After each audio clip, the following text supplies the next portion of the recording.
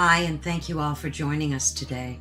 We are broadcasting live on the United Public Radio Network and the UFO Paranormal Radio Network, 105.3 on the Gulf Coast and 107.7 FM in New Orleans.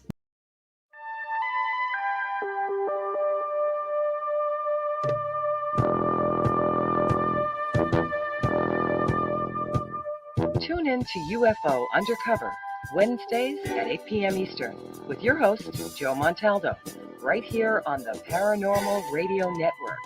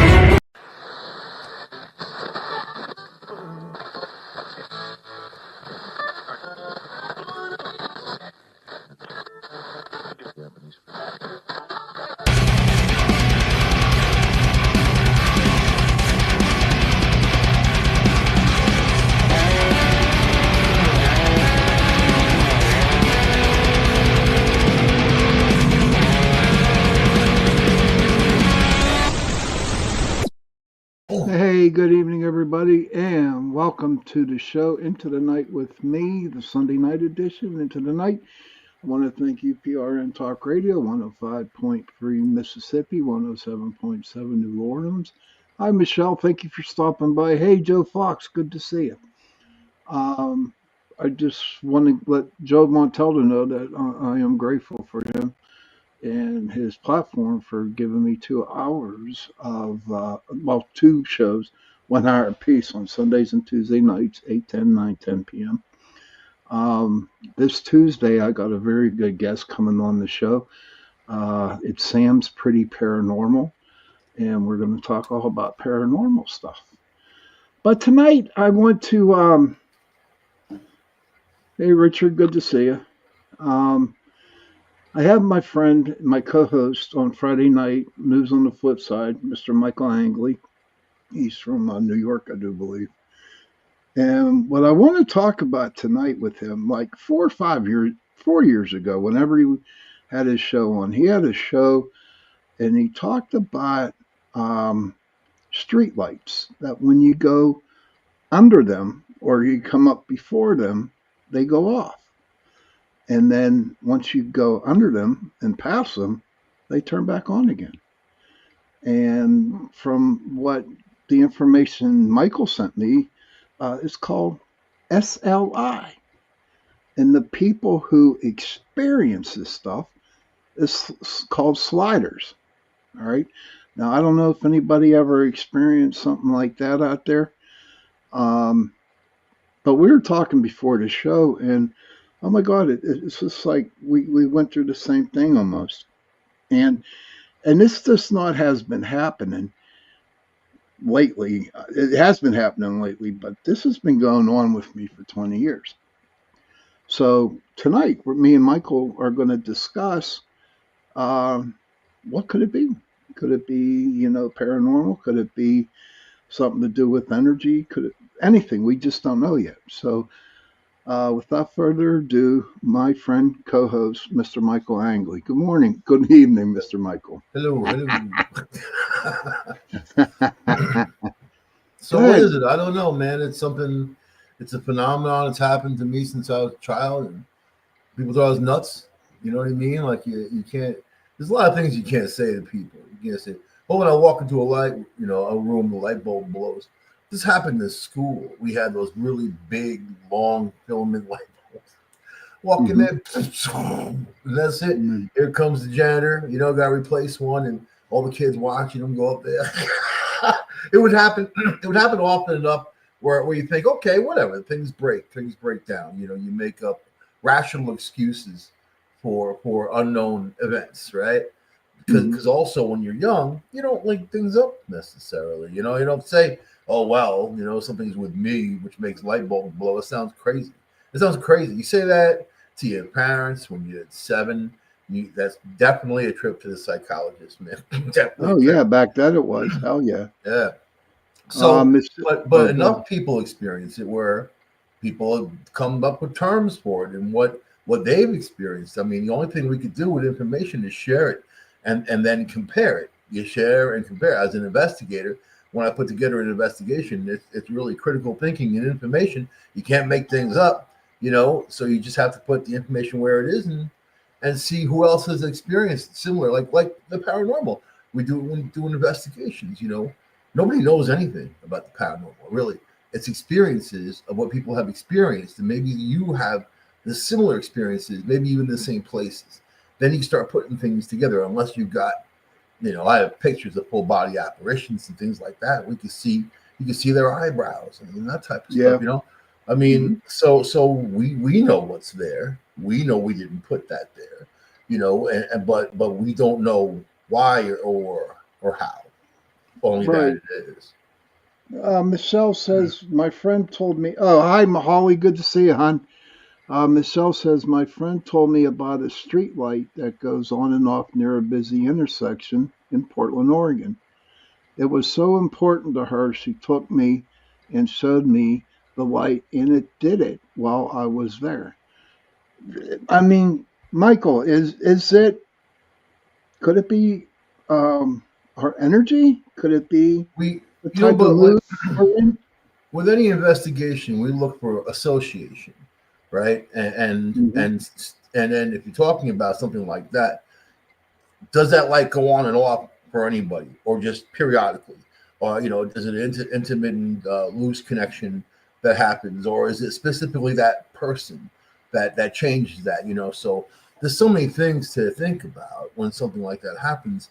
It's very hard to pinpoint. I mean, you could never ever say this happened because of me, because you just don't know. I mean, Right, it's almost like an impossible statement. Only that when you're there, it's happening. So that's the association. If you're not there and it's not right. happening, there's something. There might be something to that. And when you show up, it happens. I'm saying with me, like, and this is funny. My partner Peter that we investigated with, my friend Pete, we got into over 100 of these situations, you know. And then it got to the point where, and we had a medium, really great woman, and she didn't want to be mentioned on the air ever because she didn't want any fame, nothing like that. You know, she just recently passed away as well. But she told us, you guys are going to get more sensitive, more things are going to happen to you. You're opening a door. Once you open that door, that energy, you absorb the energy, and you know, and your psychicness will be amplified by Right. anything that you do.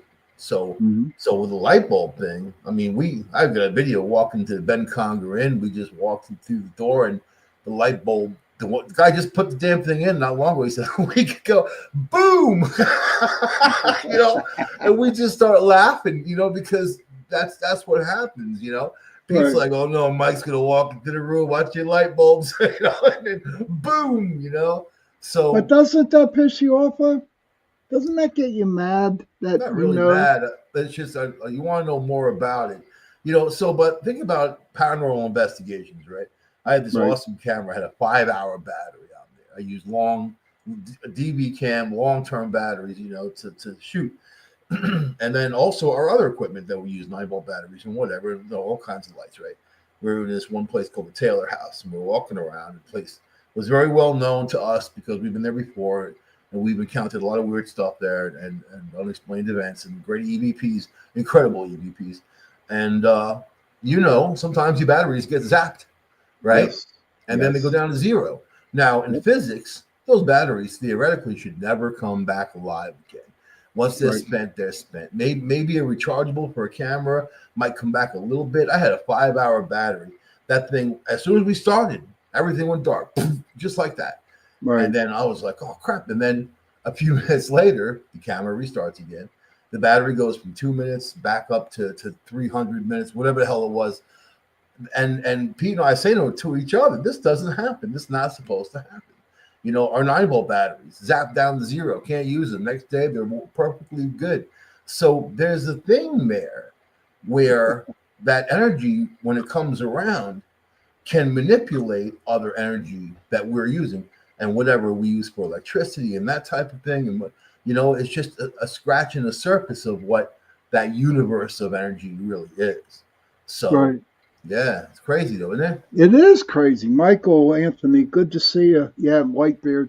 Hey, guess what, guys? I've been called Santa Claus twice already at work, so it's working. But after Christmas, this thing's coming. Not the whole thing, just the sideburns. But yeah, I was called Santa Claus. So, but to me, because doing the paranormal investigations that I did, I mean, I would bring regular double A's for the cameras because back then we didn't have them really good cameras back then. You know what I mean? They were just like simple digital cameras. And I would put brand new batteries in all the time and boom, zap, they were out like, I mean, dead, you know?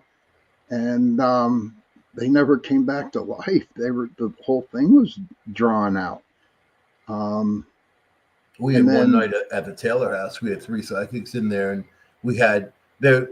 It was a really long story, but it was a bad situation there. And my intention was for these psychics to go and free some beings that didn't want to be there. And right. it was it's like I said, it's too long of a story. It's actually on YouTube. It's actually youtube.com/discovery paranormal, all one word. And then it's the Taylor House investigation. And it's a little while ago. I think it was like 10 or 11 years ago, whatever hell it was. Anyway, and then the culmination was me on the third floor where this nasty preacher guy was, and I was throwing holy water around and talking all kinds of crap. Did you call When I watched him the out? video, I laughed my ass off. But you know Did you what? call him out? Yeah, definitely. But at one point, so I did all the editing basically. Pete had his cameras too. We had about 20 cameras between both of us, stationary hunting cameras, the ones we'd actually use to shoot, and that type of stuff. At one point, we're all outside, people smoking their cigarettes and chilling, and we're joking about ordering a pizza to this old haunted house that no one lives in. You know what I mean? Like, I've come to the Taylor house, and so all of a sudden, I'm back in. I'm the first one back in. And we had to go outside because one of the mediums had gotten attacked by something and she was flipping and then she almost fell downstairs. So we got her outside. So she was out there grounding and we're there messing around. We go back in and then all the damn lights are on. We have these motion sensor lights, PIR sensor, all of them are on. I'm like, what the hell? And then the camera's dead, battery's dead. And then when I came back in, I had my camera on me, and I'm walking back in, and we had this humming like that, a girl humming, and a girl had died right there. She had fallen down the stairs, this huge staircase, and she fell down and she died. And we got a picture of her, like trying to hide from us. It's very interesting stuff, actually. But so when I'm editing later on, the camera that went out, it sounded like somebody walked up to it and says, "Is those cameras?" Just like that, like a female voice. "Is those cameras?" And then it went, and I was like, wow. And we were all outside. There was nobody inside that building. It was a big 10,000 square foot building, huge, man. But we were outside, and you say to yourself, wow, and you do your investigation, and you want to help people out, and you want to try at least. And then it became more about like people who live in these situations were calling us up saying, "Hey, this is going on. My wife got pushed down the stairs. Can you come and maybe explain why it happened?" And then you can give them the explanation.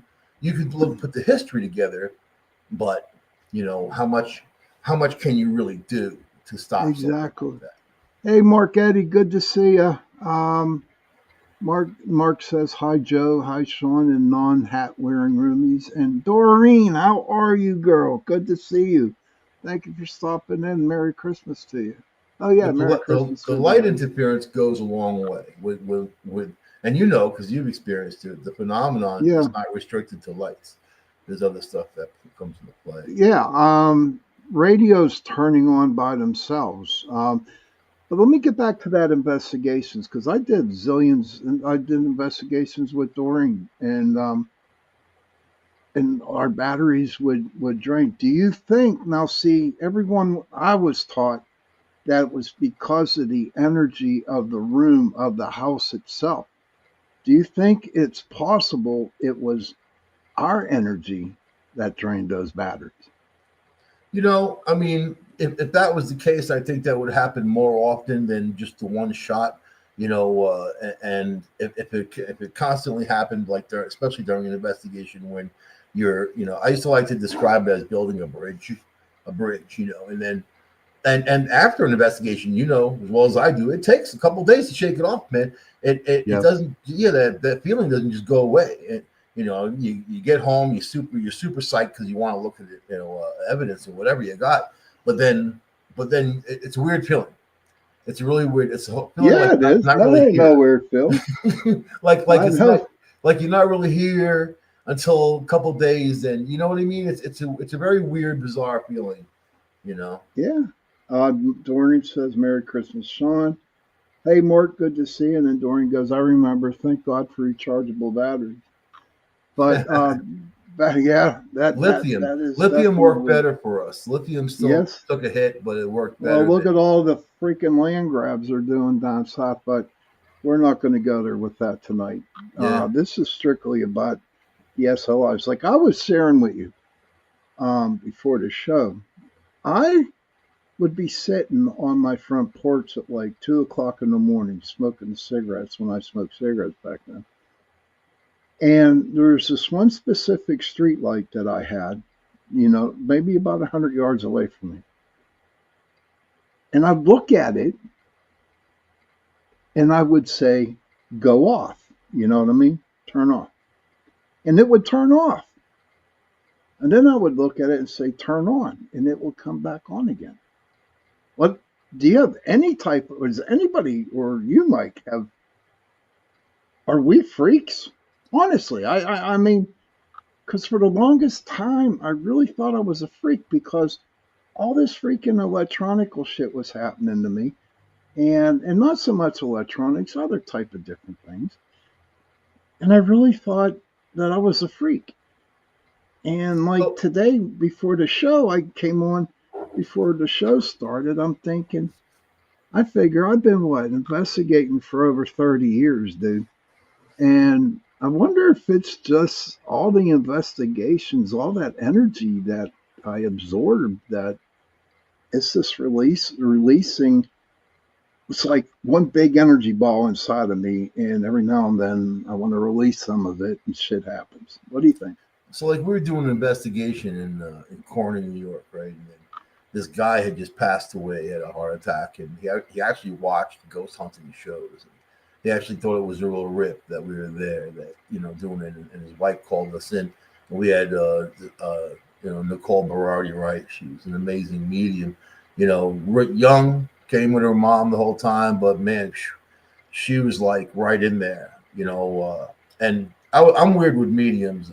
I'm a private investigator. I don't believe anybody at their word, never.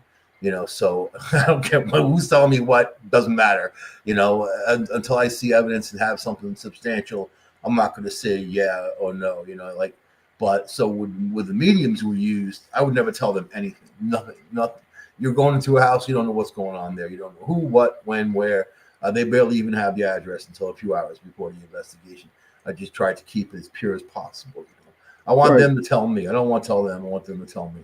And then, but Nicole, so she hooks up to this dude, and he's there, and he's laughing. He couldn't believe he had a heart attack and died, and all that. And then other people were coming through because that was her. She was also with us in the Taylor house. And other people ran because they could see her. The spirits could see her. She said, like with these mediums, they could see you and they want that energy. They want, when they want to help the ones who are kind of stuck, right? Or Right. what you want to call earthbound. But so anyway, she said there's an Indian here, an Indian man, and she starts telling how it was part of the wagon trail of upstate New York, and that was actually a stop. So they would store bodies in the house next door, like in the winter, they had like a makeshift morgue because they were wagons taking people back. And she said there was a Native American who was connected to like 8 different things at once. He was in 8 different places, she said, but he was also there. I'm like, how do you manage that? You know, and Right. she said some spirits are as so developed that they can kind of channel, like making a telephone call and you know, or you know, some kind of Teams, Microsoft Teams type of thing where you get 8 people in there at once, or you could be in 8 places at once, you know. Right. But I always say why. Like with me, if someone's there, whatever it is, I want to know why, or why they didn't move on, or why they're there, and they always have a reason. They never not have a reason, you know. A lot of them, in my investigations, in my research, a lot of reason, the number one reason I believe is that growing up, we were taught that we were going to, you're Catholic, you were taught you committed a sin, you're going to hell. You know what I mean? There's no ands, ifs, or buts about that. And so a lot of people, especially the older people in the older generation now, I truly believe that when they die, then they are so afraid to go into the light because they're afraid that they're going to go to hell because they sinned. Judgment, right? Yeah, They don't exactly. want, and they're earthbound. Exactly. They're angry because they don't belong there, you know. Right. And you know, they're not just visiting for a holiday and saying hello. They're stuck in a spot, and you could always feel those places, man. I could drive past them and feel it. That you get so tuned into that low vibration, that negative energy of just torment. They're tormented, and mostly because they did terrible things. Most likely, even in that place where they are. You know, when we did my friend's mansion, the Erie Mansion in Clyde, New York, you know, that was owned by a serial killer. The guy had just killed a countless amount of prostitutes, you know, back in the early 1900s. Rich, they had Clyde Glassworks money, which was Tiffany glass. Rich. They had it all. I mean, they had a Rolls Royce, 1917, 1918, whatever the hell it was. I mean, when they first came out, put it that way, that's how rich they were. Right. But that mansion, and my friend Mark, that place was like a busted out. They made it into apartments, big 12,000 square foot mansion. You know, he was in this house buying thing. He's a friend of mine. You know, I've known him for numerous years, and you know, he was into buying houses for cash, and then that was his deal. And he did it. You know what? He did it at the right time because look at housing now and look at all that. Yeah. So then he's going by this mansion up there. It pulled him in. This is not the first time this ever happened to somebody I've talked to. It pulled him in, and the mansion got fixed back to its original condition. That mansion used this guy to become what it once was, even better, because then he goes and he puts all kinds of crazy stuff in there, like he's got hand carved wood that's 1,000 years old from Tibet and whatever, man. Like, so not just the haunted damn place. He's got all the haunted stuff he brought in.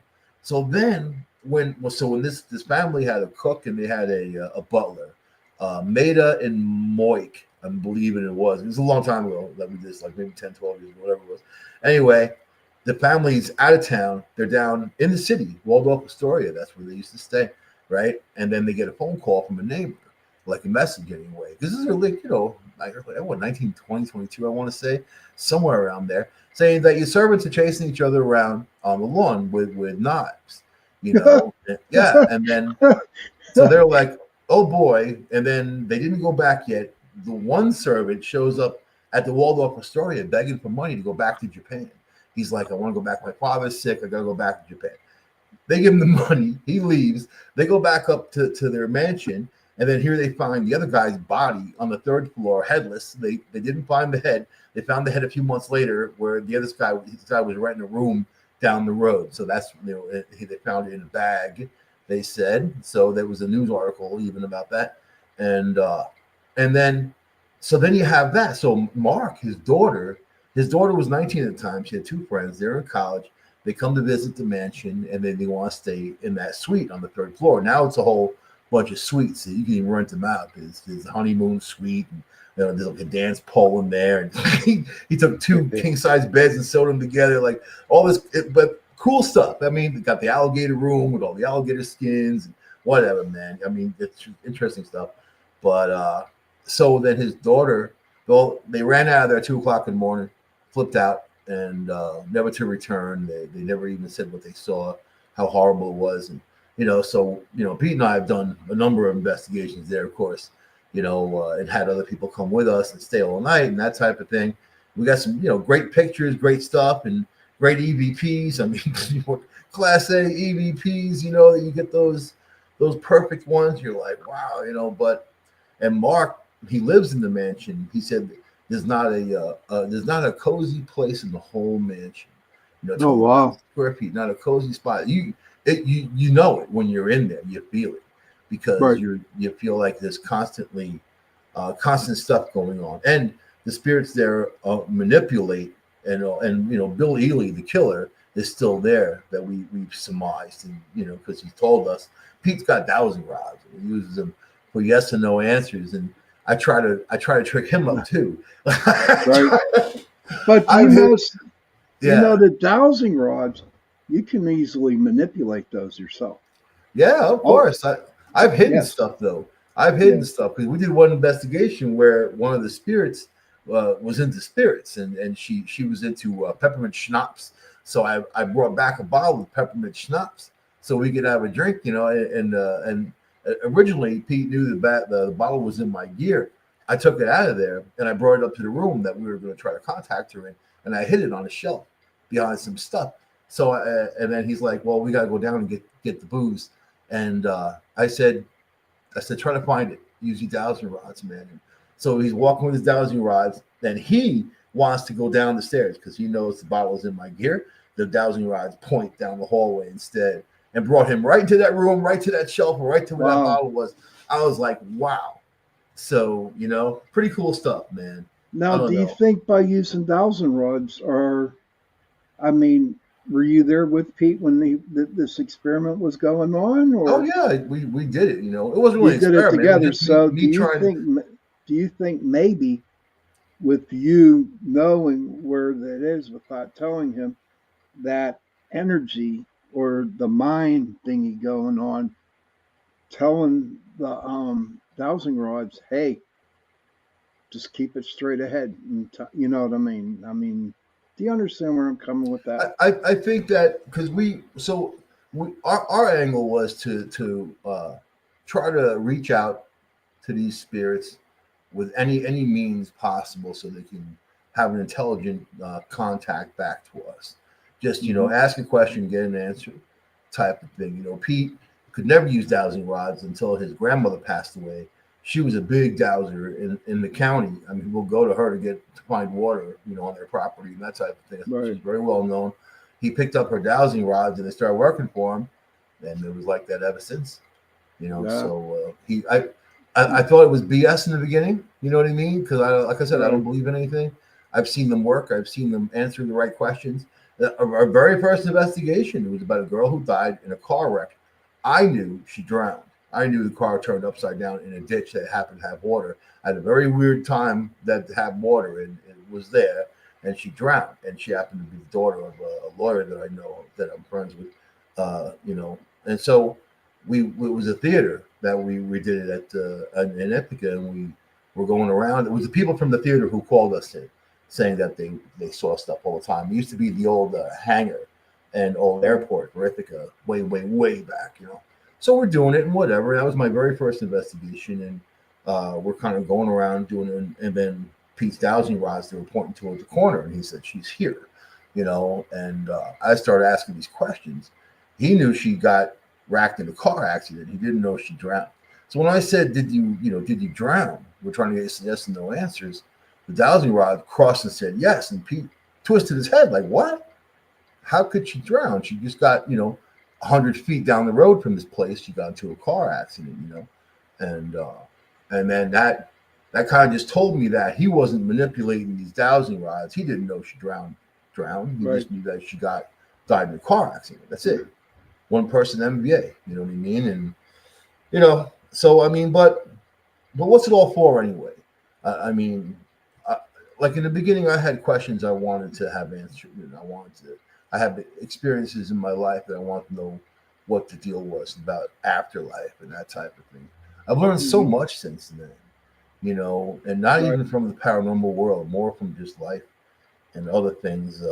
But what do you think? I mean, you've done all these investigations. I mean, what do you think about the whole thing? What I think about the whole thing, honestly,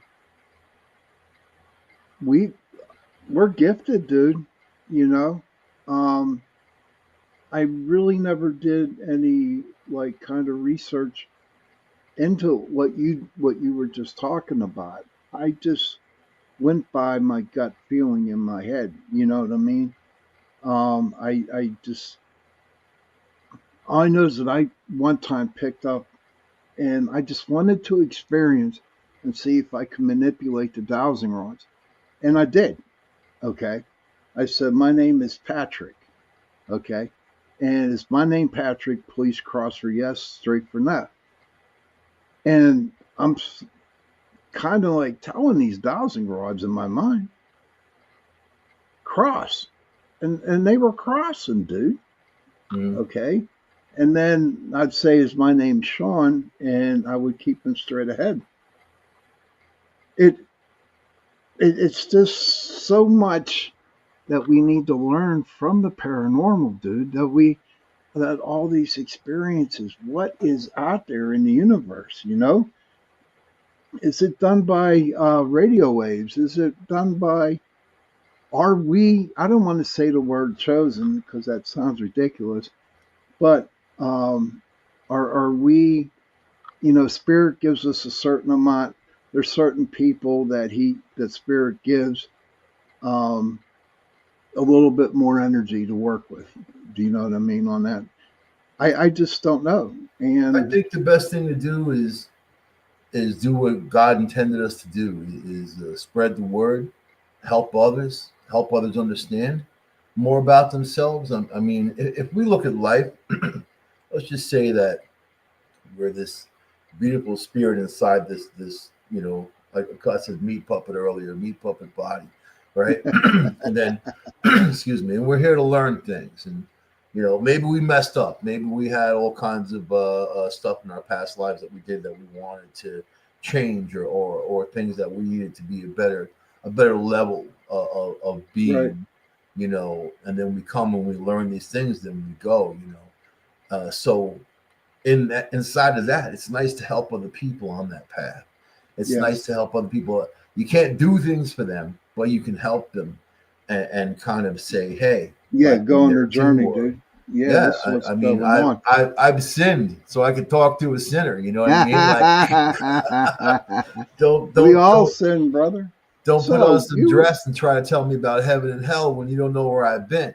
You know what I mean? Like that's how right. I see Catholicism. That's how I see all these organized religions. They're all, power and money, power and money, power and money. They don't even understand that they're all Jewish. You know that Right. because Mike. nobody ever flipped the switch and said you're not. I mean, people Right. make their own Exactly, choices, dude. Hmm. but isn't that also a manipulation of things, right? Because Right. nobody knows anything about the past. Nobody knows. They got little strips of tidbits, and then people came along and added a whole bunch of stuff in there. Made it Right. up like making up a movie, and made it up. And then people take it as given word or whatever. You don't need any of that. The only thing you need is to understand what makes you happy and about the people in your life, making them happy, and then Right. being there for people that you love, who love you. That's the only thing. We're here to learn to love and spread it around, and that's my stance on the whole thing these days, man. No, I'm totally with you 100% on that, my friend. You were talking about before the show. What other things if you would like to share, what other things besides the light bulb busting and stuff like that? What other things happened with you? All If kinds of you would stuff, like to man. share. It depends on when and where and how. And it's funny, like you said before, when you have this intuition, this gut feeling, when you know something, you know it. And no one can Right. tell you that you're wrong because you know that you're right. And you know Right. it. and that there's been many instances like, a lot of times you just know things, throughout life, you just know these things, and that's like a gift. And Lao Tzu, the Chinese philosopher, said it was part of the Tao. Part of the Taoism is like it's like a veil that you can barely see, and he said use it because it doesn't fail. It's something that you have. So yeah, like an intuition, or something's coming, or you just know the truth about things. Period. Right. And then you don't have to find out. So I don't know. So there's that. But like when it comes down to, I said about the car thing, sometimes I feel like I have a magnetic personality, and and I'm driving down the road and cars are coming at me, like cars, trucks, anything coming from the opposite way, people in the same lane, and then, but people, it's funny, I can say that and people are like, oh, that's crazy. People in my life know that about me. And then if I'm feeling like that, they don't want to drive with me, No, exactly. So it's kind of like you get this thing, So so same for electronics. If I'm feeling like, if I'm in that world, I don't touch my car radio. I barely touch my cell phone, because if I do, it's gonna break. It's gonna break. Right. Something about it, like the glass thing, if I touch glass, it explodes. My mom knew this about me. When we would go to the mall and she would go into the store to sell baccarat crystal and all that, she would make me put my hands in my pockets. I was very young, and I wasn't the one who ran and grabbed stuff. I wasn't taught like that. But she knew that if I touched something sometimes, it exploded. And we had, glass pitchers in the fridge. I grabbed it for iced tea. Boom! Yeah. And it wouldn't just break into 3 or 4 pieces. It would just like little bubble glass, like. So that's a thing. Cindy and I use says, glass, and I like glass. My friend handed me his brand new glass bong. He said he paid $50. This was back in the early '80s, when the $50 was a lot. Busted it. The whole thing blew up. It blew up. I said, don't hand it to me. Don't hand it to me. No, check it out. It'll be all right, man. Check it out. Boom! It blows up. Dude, you broke my bong, man. Bong water all over the place and all that. Cindy Mitch says the world can always use more love. That is true, Cindy. We could use more love. You want to discuss a little bit about, you said you did a little research in past lives. I mean, we got about 12, 13 minutes left, dude. Do you want to talk a little bit about past lives and what you learned? Yeah, we were talking a little bit about that, huh? So, yeah, I mean, I just think it's part of the journey. And you just got to keep coming back and learning what you need to learn to get to that level. You know what I mean? Whatever this is all about to begin with. I have my suspicions, but we really don't know. Like the alien thing, you can see lights in the sky, you can see this, you can see that, whatever. Until they're face to face, talking to someone, communicating with them, somehow you don't know. You don't know. Right. But past lives. I mean, you and I both have our experiences, and we both pegged Vietnam as our past lives, But I mean, I've seen people. There was that detective in Atlanta who found himself from the Civil War. I mean, the name, his face, he found the guy. It looked just like him, and he was 100% believed that was him who got killed in the war. He had these dreams and visions of all that stuff. So, I think that if we keep coming back, there's got to be a reason for it. Hey, Stephen, good to see you. That's Mr. Wojo. Richie B, bantering with Richie B is co-host Stephen, Mr. Wojo. I wish one of these days I'll pronounce that name. But yeah, speaking of that, and for the longest time, like I was sharing with you before the show, I was hit by a sniper in Vietnam. I mean, I literally smelled the grass. I felt the humidity. I mean, the grass was so green. It was like I was there and picking up the smells and stuff like that. And again, I come up to saying that am I a freak? Or, am I a freak? All this bullshit that's happening to me. Like Mr. Wojo, I talked to him the other day. And I was telling him, I just had been having this dream to where the three of us, Mr. Wojo, Richie, and me, are out in Massachusetts, and we're out there hunting a Bigfoot. And this is a true dream, a true dream. And it's like the Bigfoot decided to come out and shake my hand, dude. And my dreams do come true. And it's not going to stop me from going Bigfoot hunting, I'll tell you that one. But I don't know, Mike. I can't find anybody to talk to about this, and I just remember that show you did 4 or 5 years ago, and it just opened my mind again. I figure if I go try to search the answers, I'm going to go down so many damn rabbit holes that I don't think I would ever get out. I love Bigfoot hunting, man. You know what I wouldn't do for a nice Bigfoot strip steak right now. You know what I mean? Like, or some of those Bigfoot nuggets. Oh my God! Especially with some nice dipping sauce. Good stuff, dude.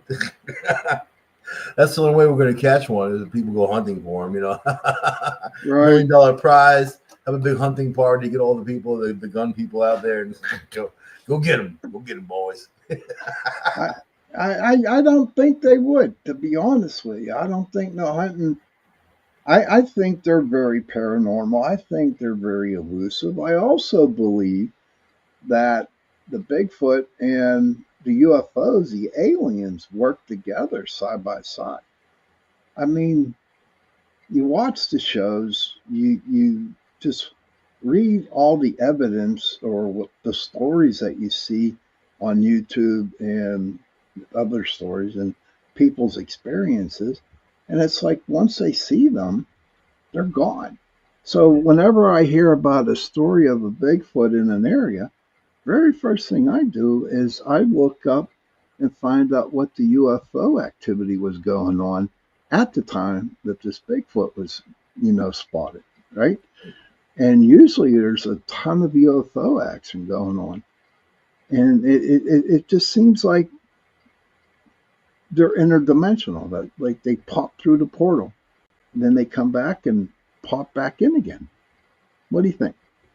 I think they're pretty hairy. I would think that, creatures could be kind of a little smoother.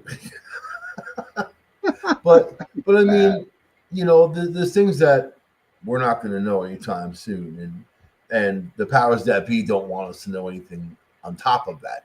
Anything that they know, which isn't very much, they still won't tell us. Right. I mean, they took 40, 50 years to tell us basic things that NASA figured out about the moon and whatever, So, we're at a disadvantage. Now we're in the age of information, but there's so much of it, and there's so much of it's BS. So we really can't say what's true and what's not true. It's hard. It's hard because you have so many sources coming at you saying, Right. this, that, whatever, and people trying to hoax things. And look at the whole drone thing in New Jersey now. I was just going to ask you, we got like about 7 minutes left out, dude, and I was wondering if I'd like to hear your thoughts on the drones in New Jersey. It depends, because like my friend who has a friend down there said there was 30 of them over their house last night, and then they saw some weird orb that showed up that was shifting colors and that type of thing. And man, I'm like, I want to see pictures. I want to see evidence. So I don't want to hear it. I don't want to hear about it. You got 15,000 pictures of the moon last night. Take a picture of a drone. Take a picture of whatever is going on. So, but the basic thing is, to me, it shows you that we're open to an attack, because no matter what they are, who they're from, who's manipulating them, they're flying around and no one's doing anything about it. Imagine if you had 20 drones full of anthrax and you flew into an area and released that over a population, or 30 bombs, nuclear stuff. It doesn't have to be so sophisticated as a nuclear warhead. It could be something very simple but very deadly. So all these things is a lapse of national security. I think the very fact that it's happening, and then these officials are saying nothing to worry about, but then the others are saying, well, that's because they're part of it and it's a government exercise. That's bullcrap too. They have lights on. They're advertising. That if there was government stuff, you wouldn't even know they were there. You wouldn't even know they were there. Right, exactly. I mean, this is in your face, very blatant. So it's either a hoax by people having fun, hoaxing, or it's a prelude to something bigger, or testing the waters to see how far we're willing to go. You're talking about the prelude. I think it's the start. Now, I might be wrong on this, but this is how I feel, that the government threatens to start using Project Bluebeam. Okay. Mm-hmm. And Project Bluebeam is some holographics in the air. Mm-hmm. Maybe they're starting off with something real, like the drones. Okay. And and it's like, okay, they're setting up with the real drones. Then all of a sudden, they're going to come in with Bluebeam, and people are going to freak out. But it's funny. You look at all these stories, all these videos of these drones in the air, and it doesn't really faze a lot of people, dude. It don't. Nothing phases anybody anymore. No. The CEO was killed, and people are giving the guy money for lawyers, man. I think that people have had enough. I think they've had enough with everything. And then when it comes to drones, I mean, you've dealt with a lot of crap in your life. I've dealt with a lot of crap in my life. And when you get to a certain point, a certain age, you just take it. You take it and you deal with it. All right, what's happening today? This terrible thing happened. Right. Okay, just put it on my list of terrible things that's happened. You know what I mean? So, but with drones, yeah, people are scared. Then the politicians do their dance. We're going to find out what's going on. Right.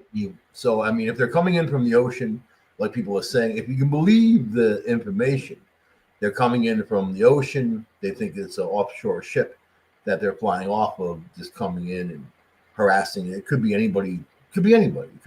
Doing anything. I mean, who knows what kind of drones they are? They've got to get some of them, but it's amazing that we don't have the technology to shut them down. And pluck them out of the sky. That type of right. But so we're getting like about 3 minutes. Do you have any final words or final thoughts that you'd like to share with my people? Just everybody has a good holiday season, keeps it safe, and if you see something, report it. That's my favorite line, because you never know. There's bad actors out there that would want to ruin your day, and we've seen a lot of it. And now, you know what? But it's weird. Since Trump has won, I feel like there's a calmness that's going on, and not the people flipping out like that in 2016 when he won. You know what I mean? Right. Yeah. No, I agree. It's like a whole new like energy thingy.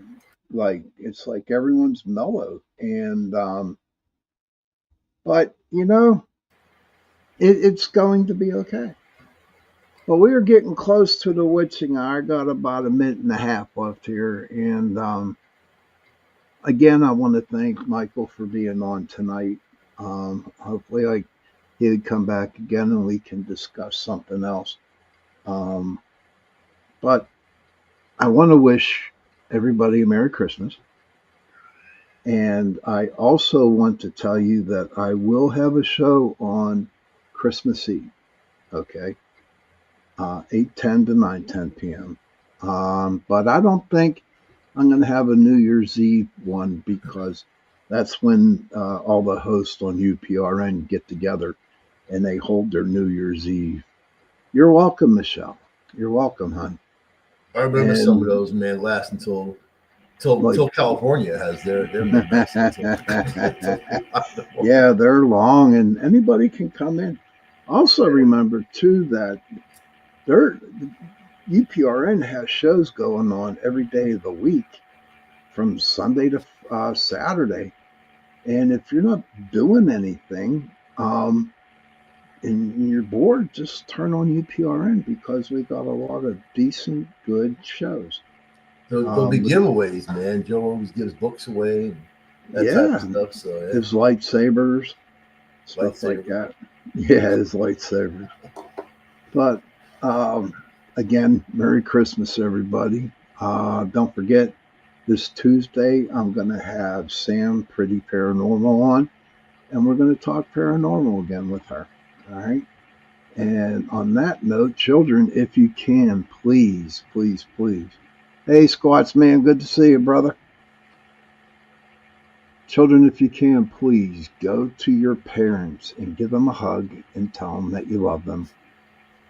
And parents, please go to your children and give them a hug and tell them that you love them. If you have no parents, and if you have no loved ones, find somebody. Find somebody. Give them a hug and tell them that you love them.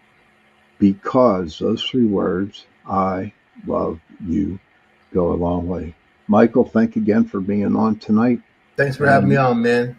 All right, and I'll see you Friday. Mm-hmm.